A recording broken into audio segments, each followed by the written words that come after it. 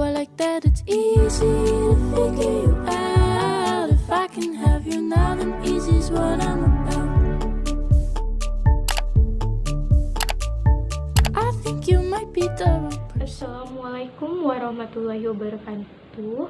Perkenalkan, nama saya Nur Ayunda Sana, NPM 19011123. Saya berasal dari kelas PIB semester 5 dengan kode D056 dari Institut Agama Islam Negeri Metro. Baik, video ini saya buat bertugas untuk memenuhi UTS Al-Quran, Hadis, dan Pembelajaran. Jadi saya akan menjawab pertanyaan yang telah diberikan oleh dosen tersebut. Bagaimana konsep belajar dan pendidikan 4.0? Jadi konsep Merdeka Belajar sangatlah berbeda dengan kurikulum yang pernah ada dan digunakan oleh pendidikan formal di Indonesia. Konsep pendidikan baru ini sangat memperhitungkan kemampuan dan keunikan kognitif individu para siswa. Industri 4.0 adalah momen penting dalam pemerataan kualitas pendidikan di Indonesia. Sebab pada tahun 2030 nanti akan menjadi puncak dari bonus demografis Indonesia dengan 64% penduduk adalah angkatan kerja. Kemampuan inilah yang dibutuhkan peserta didik agar bisa membuat keputusan yang bijak dalam penyelesaian masalah. Sebab dalam industri 4.0 basisnya adalah data teknologi, dengan kata lain informasi yang bisa diakses oleh semua orang. Adapun konsepnya, yang pertama, asesmen kompetensi minimum. Konsep ini menekan kepada siswa supaya siswa mampu menunjukkan kemampuan minimum dalam hal literasi dan numerik. Jadi, yang dinilai bukan dari berapa besar dari siswa mendapatkan nilai ujian, akan tetapi bagaimana siswa mampu berpikir secara kritis menggunakan kemampuan kognitifnya. Survei karakter pada konsep ini, pemerintah akan menilai secara menyeluruh terkait kualitas pendidikan di sekolah. Bukan lagi tentang penerapan indikator, akan tetapi berdasarkan data hasil survei terbaru terhadap sekolah, perluasan penilaian hasil belajar. Jadi, pada konsep ini juga yang dinilai bukan hanya dari hasil ujian saja, melainkan bisa dari penugasan dan portofolio ke depannya. Siswa akan diberikan ruang untuk bisa mengembangkan diri mereka sesuai minat dan bakat masing-masing. Dan yang ketiga, yaitu pemerataan kualitas pendidikan hingga ke 3T Merdeka Belajar, juga dapat diartikan keadilan terhadap akses pendidikan yang setara bagi seluruh siswa di Indonesia. Jadi, daerah terdepan, terpencil, dan tertinggal 3T akan mendapatkan akses pendidikan yang sama. Pertanyaan kedua, apa rancangan perencanaan pembelajaran Al-Quran, Hadis, dan pembelajaran yang Anda miliki dalam menyambut era pendidikan 4.0 ini? Jadi, keberhasilan peserta didik dalam pembelajaran menjadi tujuan utama. Sebelum memulai setiap kegiatan, setiap orang pasti memiliki perencanaan. Karena dengan perencanaan, kegiatan yang dilakukan oleh seseorang akan berjalan dengan baik. Tanpa perencanaan, kegiatan yang dilakukan dengan baik dapat berubah menjadi berantakan. Karena kita tidak memiliki gambaran dan manajemen tentang kegiatan yang akan dilakukan. Tak terkecuali dalam kegiatan pembelajaran, bagi pengajar merencanakan kegiatan pembelajaran adalah sebuah hal yang wajib dilakukan demi suksesnya pembelajaran yang akan dilakukan. Selain itu, guru dapat memahami perannya dan tugas-tugas yang harus dicapai oleh peserta didik sehingga proses pembelajaran akan berjalan sesuai dengan apa yang diharapkan. Membuat rancangan pembelajaran adalah tugas guru. Rancangan pembelajaran sebenarnya harus up to date, artinya harus berkembang sesuai dengan perkembangan zaman. Karena yang ditanyakan adalah era pendidikan 4.0, maka sebelum rancangan pembelajaran dikembangkan adalah sumber daya manusia. Dalam hal ini, jika guru sudah mumpuni dalam teknologi selanjutnya, perlu diperhatikan juga yaitu kelengkapan fasilitas teknologi yang sudah ada di sekolah. Selanjutnya, pertanyaan ketiga yaitu bagaimana strategi pembelajaran Al-Quran, Hadis, dan pembelajarannya dalam menghadapi tantangan era pendidikan 4.0. Adanya kesempatan untuk berkembang dan berprestasi, guru siap sedia dan selalu memberi kesempatan untuk siswanya agar berkembang dan berprestasi juga dengan apapun sesuai dengan strategi pembelajarannya. penguatan pendidikan karakter, guru juga berupaya mendidik karakter siswa dengan baik.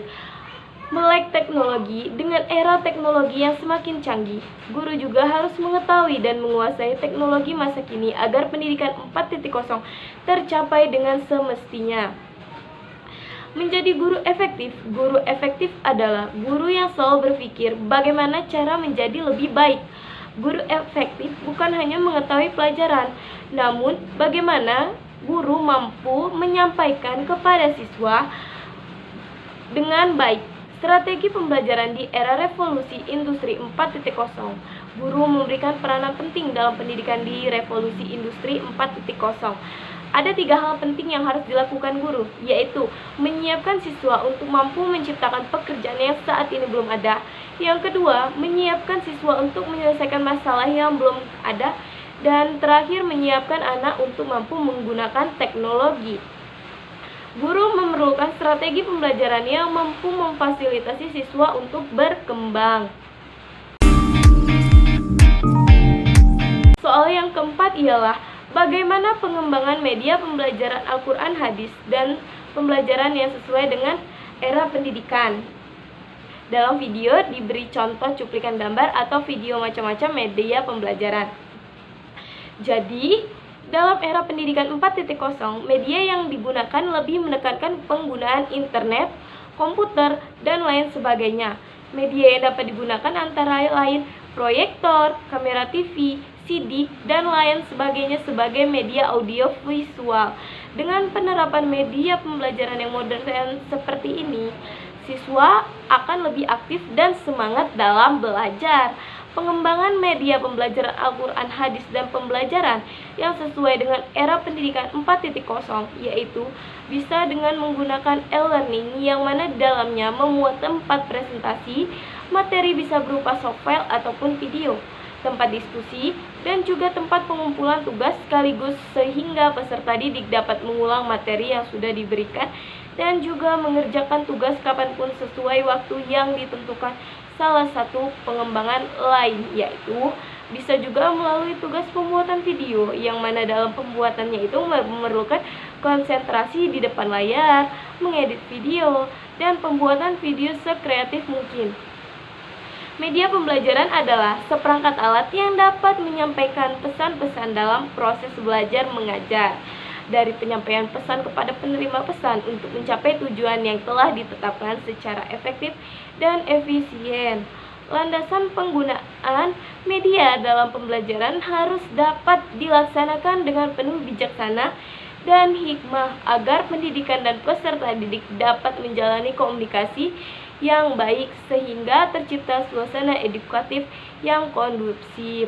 Media pembelajaran juga bermanfaat sebagai alat bantu atau sarana yang dijadikan sebagai perantara atau komunikasi untuk menyampaikan pesan atau informasi berupa ilmu pengetahuan dari berbagai sumber ke penerima pesan atau informasi guna mencapai tujuan pembelajaran.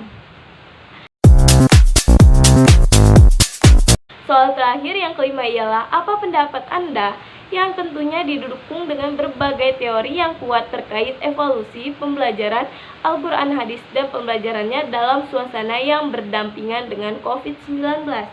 Jadi, Al-Quran Hadis adalah bagian dari mata pelajaran pendidikan agama Islam yang diberikan untuk memahami dan mengamalkan Al-Quran, sehingga mampu membaca dengan fasih, menerjemahkan, menyimpulkan isi kandungan, menyalin, dan menghafal ayat-ayat yang terpilih, serta memahami dan mengamalkan hadis-hadis pilihan sebagai pendalam dan perluasan kaji dari pelajaran Al-Quran Hadis. Namun, dengan wabahnya virus corona atau COVID-19 di tahun 2020 telah menciptakan kebutuhan khusus dalam proses pembelajaran dan perlunya menjaga jarak dalam interaksi sosial, karantina, dan isolasi sehingga setiap individu yang rentan tidak akan terkena virus.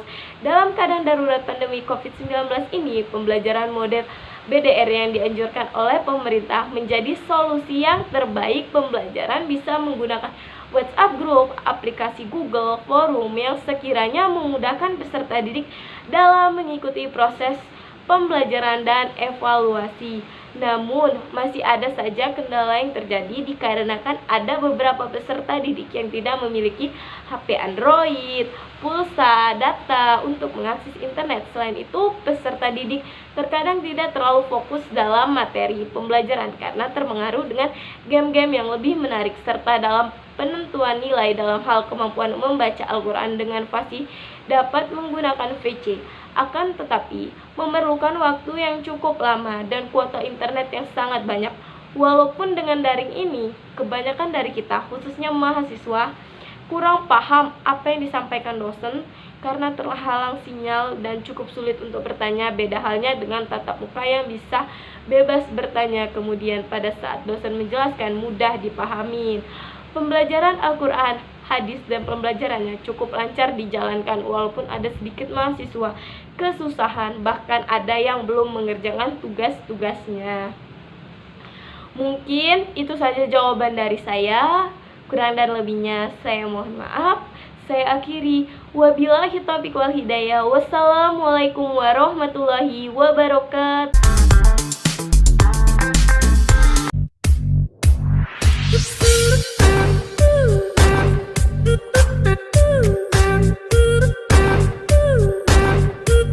Do